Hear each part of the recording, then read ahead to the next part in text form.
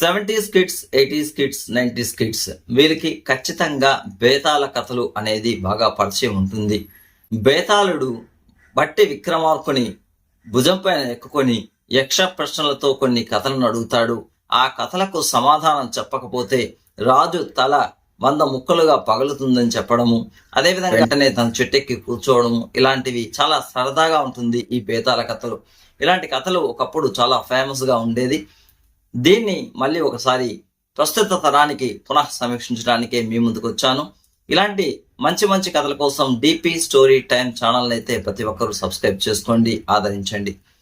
మనం ముందుగా కథలో వెళ్ళేదానికి ముందర ప్రేక్షకులందరికీ ఒక మనవి. ఇప్పుడు నేను చెప్పబోయే ఈ బేతాళ కథలో పూర్తిగా కథను వినండి. ఈ కథకు సంబంధించి ఆ ప్రశ్నకు సమాధానాన్ని మీకు తెలిస్తే వెంటనే కమెంట్ బాక్స్ లో కమెంట్ రూపంలో పెట్టండి. దీనికి సంబంధించిన సమాధానాన్ని ఈ రోజు రాత్రి 9:30 డిపి స్టోరీ టైమ్ ఛానల్లో రీల్స్ రూపంలో మీకు అందిస్తాను. మీరు చెప్పిన సమాధానాన్ని సరిపోల్చుకోండి. ఎవరికైతే సమాధానం తెలుస్తుందో వెంటనే కమెంట్స్ రూపంలో మీ యొక్క సమాధానాన్ని తెలియజేయాల్సిందిగా మనవి. కథలోకి వెళ్తే, బేతాళుడు యథావిధిగా విక్రమార్కుని భుజం పైన పడుకొని ముందుకెళ్తూ ఉన్నారు. ఇక అతను కథ స్టార్ట్ చేస్తున్నారు. ఒక కుగ్రామంలో తండ్రి, కూతురు, కొడుకు ముగ్గురు ఉంటారు. వీరికి తల్లి చిన్నప్పుడే చనిపోతుంది.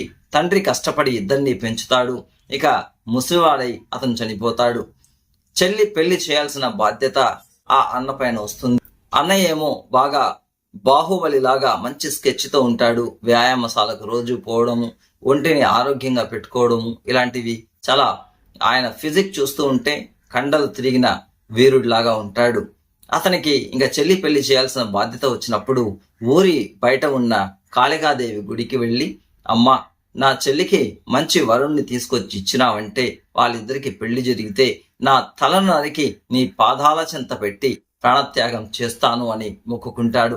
అతను మొక్కుకున్న 2వ రోజుకే మంచి వరుడైతే వస్తాడు. చాలా సన్నగా, స్లిమ్గా, అందంగా ఉంటాడు. వచ్చి వాళ్ళ చెల్లిని చూడడం, వెంటనే ఇష్టపడి పెళ్లి చేసుకోవడం జరుగుతుంది. ఇలా 6 నెలల పాటు కాలం గడిచిపోతుంది. ఈ ముగ్గురు చాలా సంతోషంగా ఉంటారు. ఒకరోజు కాళికామాత గుడికి వెళ్దామని చెప్పి ఈ ముగ్గురు కూడా వెళ్తూ ఉంటారు. భార్యాభర్త ఇద్దరు కూడా బయట పూజా సామగ్రిని కొనడానికి వెయిట్ చేస్తూ ఉంటే అన్న మాత్రం ముందుగా కాళికాదేవి గుడి లోపలికి వెళ్తాడు.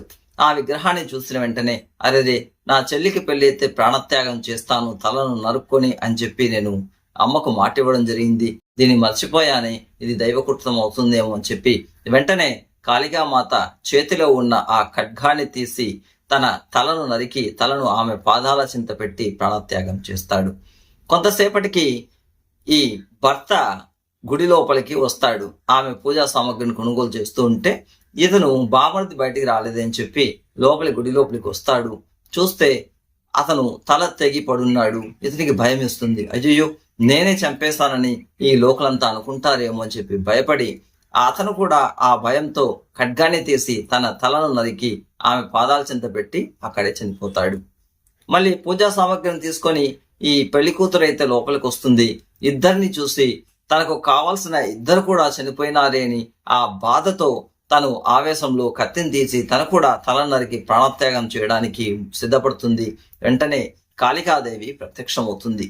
ప్రత్యక్షమై వాళ్ళిద్దరిని తలను వారి వారి శరీరానికి నువ్వు గాని అటాచ్ చేసినావంటే వెంటనే వాళ్ళు బ్రతుకుతారు అని చెప్పి ఒక వరం ఇచ్చి ఆమె మాయమవుతుంది. గర్భగుడిలో ఆ చీకట్లో తను ఏం చేయాలో తెలియక తలను తీసి వారి వారి శరీరానికి ఆమె అటాచ్ చేస్తుంది. తిరిగి చూస్తే పెద్ద పొరపాటే జరిగి ఉంటుంది. అన్న తలను తీసుకుపోయి తన భర్త శరీరానికి అతికించుంటుంది. తన భర్త తలను తీసుకుపోయి తన అన్న శరీరానికి అతికించుంటుంది. ఇద్దరు కూడా బతికి బయటపడతారు. తీరా చూస్తే వారి యొక్క శరీరాలు వేరువేరుగా ఉంటుంది. ఇప్పుడు ఆ బేతాళుడు బట్టి విక్రమార్కుడిని క్వశ్చన్ అడుగుతాడు. ఇందులో ఆమెకు భర్త ఎవరు? తన భర్త తలను పెట్టుకున్న అన్న శరీరమా, లేదా తన అన్న తలను పెట్టుకున్న భర్త శరీరమా అని చెప్పి క్వశ్చన్ అడుగుతాడు. దానికి విక్రమార్కుడు సమాధానం చెప్తాడు. అతను చెప్పే ముందు మీకెవరికైనా ఈ కథకు సంబంధించి సమాధానం తెలిస్తే వెంటనే కమెంట్స్ రూపంలో పెట్టండి.